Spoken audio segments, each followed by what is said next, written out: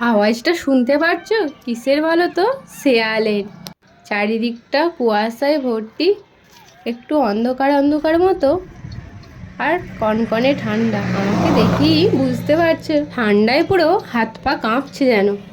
চলো ব্লগটা শুরু করি। নমস্কার, আমি পৌলমী আবারও এলাম নতুন একটি ব্লগ নিয়ে, একটি অন্যরকম ব্লগ নিয়ে। আশা করছি আপনাদের ভালো লাগবে। ব্লগটি দেখতে থাকো। ভালো লাগলে অবশ্যই লাইক কমেন্ট শেয়ার করে পাশে থেকো। এখন ঘড়িতে বাজছে 8:30, কিন্তু চারপাশটা দেখে বোঝার উপায় আছে, মনে হচ্ছে অনেকটাই ভোর। এখন বাপি আর আমি সেই ছোটবেলার মতো সাইকেল নিয়ে যাচ্ছি হাটে। এই ঠান্ডার জন্য গাড়িতে আসিনি।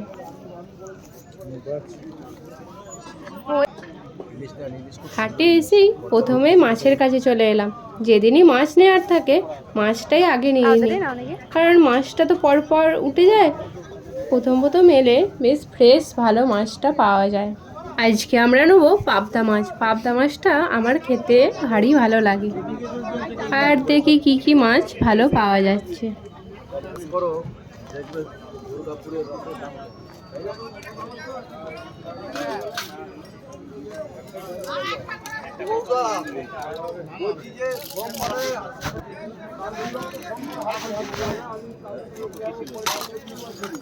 দুর্গাপুর সিমেন্টটা তো মানে ব্যান্ড হয়ে গেছে না?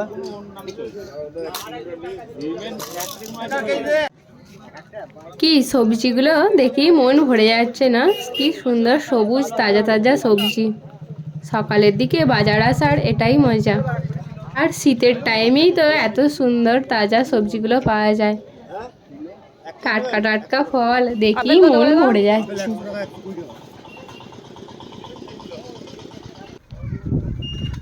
চলো, আমাদের বাজার করা হয়ে গেছে, এখন যাচ্ছি বাড়ি। সাইকেলে যাচ্ছি, তাতেই যা ঠান্ডা হাওয়াটা লাগছে। গাড়িতে এলে বুঝতেই পারছো কি অবস্থা হতো ঠান্ডায়। দাদুর সাথে বাপির সাথে সেই ছোটোবেলায় এরকম সাইকেলে চড়ে হেঁটে হেঁটে বাজারে আসতাম। সে আজ থেকে বেশ কয়েক বছর আগে। এই দিকটা বেশি ঢাল নয় বলো, ওই দিকটা বেশি ঢাল।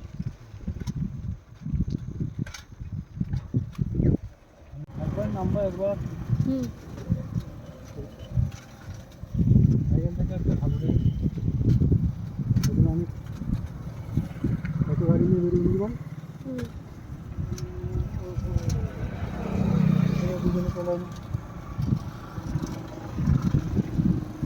বেশ কয়েক বছর পরই আবার এরকম বেরোনো হলো। সেই ছোটোবেলার কথা মনে পড়ে যাচ্ছে।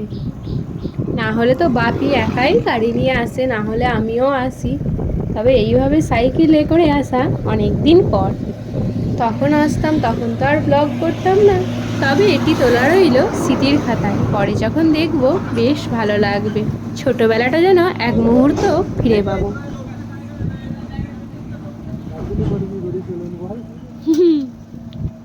পরে যখন এগুলোই দেখি বেশ ভালো লাগে। এখন মনে হয় দাদু যখন ছিল তখনও যদি ব্লগ করতাম, তাহলে আজ সেগুলো দেখতে বেশ ভালো লাগতো। তখন বাপির থেকে দাদুর সাথেই তো বেশি যাওয়া হতো, বেশি ঘোরা আড্ডা দাদুর সাথেই হতো। বাপি যেহেতু বাইরে থাকতো, তো দাদুই ছিল ভরসা।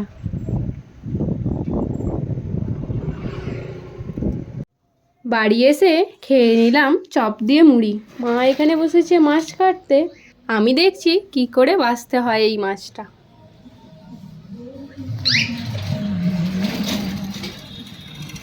এখানে হাট থেকেই বাপি এনেছে 2 কেজির মতো পেঁয়াজ বীজ। আমাদের ওই ছোট্ট বাগান বাড়িটায় কিছু পেঁয়াজ গাছ লাগিয়ে দেখবে বাপি। চলো আমাদের বাগান বাড়িটা তোমাদের সাথে শেয়ার করি, কি কি গাছ হয়েছে এখন।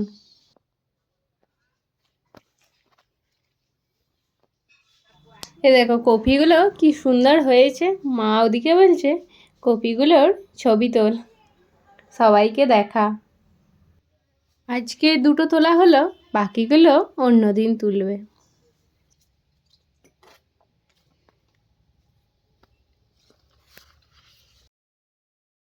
দুপুরে ভাতে ছিল ভাত, চচ্চড়ি, শাক ভাজা, পাবদা মাছের ঝাল, ডাল। চলো লাঞ্চটা করে নিই।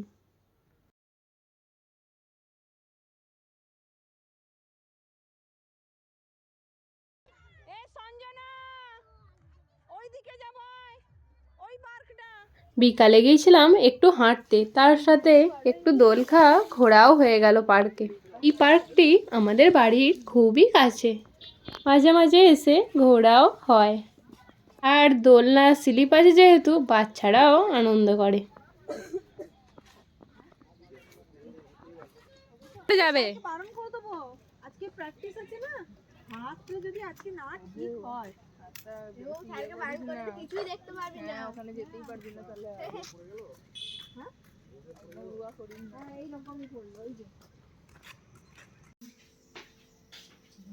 সন্ধে বাড়ি এসে দেখি মা এতগুলো সিঙ্গাড়া বানিয়েছে।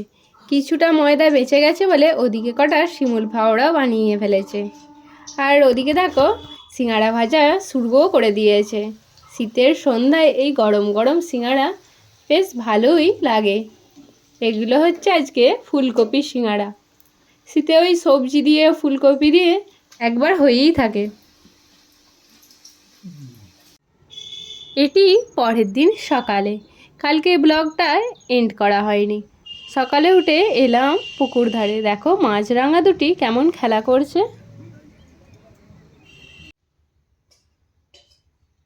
বেশ কিছুদিন হলো সকালে আমলকি জুস, আমলকি বিটকে জুস করে খাচ্ছি, বেশ ভালো লাগছে। সকালের রুটিনে এটি নতুন অ্যাড হয়েছে। আজকে ব্রেকফাস্টে খাবো মুসলি, তো বাড়িতে এই দুধটাই ছিল, তো চলো এখন দুধটা গরম করে মুসলিটা খেয়ে নিই। সকালের দিকে এই মুসলিটা খেতে বেশ ভালো লাগে আমার। মাঝে মধ্যে তো শুধুই তুলে খেয়ে নিই, বেশ অনেক ড্রাই ফ্রুটস দেওয়া থাকে।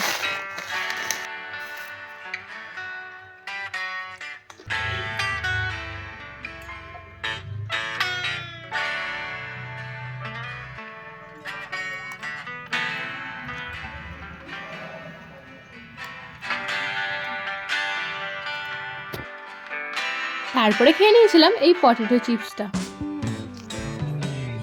আজ লক্ষ্মী পূজা, মা বেশ অনেক দিন ধরেই বলে এই হাঁড়িটা এত আঁকা আঁকি করিস, তো এই হাঁড়িটা একটু কালার করে দিবি, বেশ দেখতে ভালো লাগবে। অনেক বছরেরই পুরানো এই হাঁড়িটি, প্রায় আমার দাদুর আমলের বলতে পারো। তো আজকে এই হাঁড়িটা নিয়েই বসলাম রং করে এর একটি নতুন রূপ দিতে। কিছুটা রং দেখো হয়ে এসছে, এখনই বেশ ভালো লাগছে, চেনাই যাচ্ছে না হাঁড়িটাকে। চল এর উপরে কিছু ডিজাইন করে আর একটু সুন্দর করি। খুব একটা সরু তলি বাড়িতে নেই, যে দুটো আছে ওই দুটির সাহায্যেই চলো রূপদান করা যাক। তুলিগুলি অনেক দিনের পুরানো হওয়ায় একটু কাজটা করতে অসুবিধা হচ্ছিল, কিন্তু আজকেই এখনই করে ফেলতে হবে, কারণ পূজার আগে তো হাঁড়িটি লক্ষ্মীর পাশে দিতে হবে। দেখো তো কেমন হয়েছে।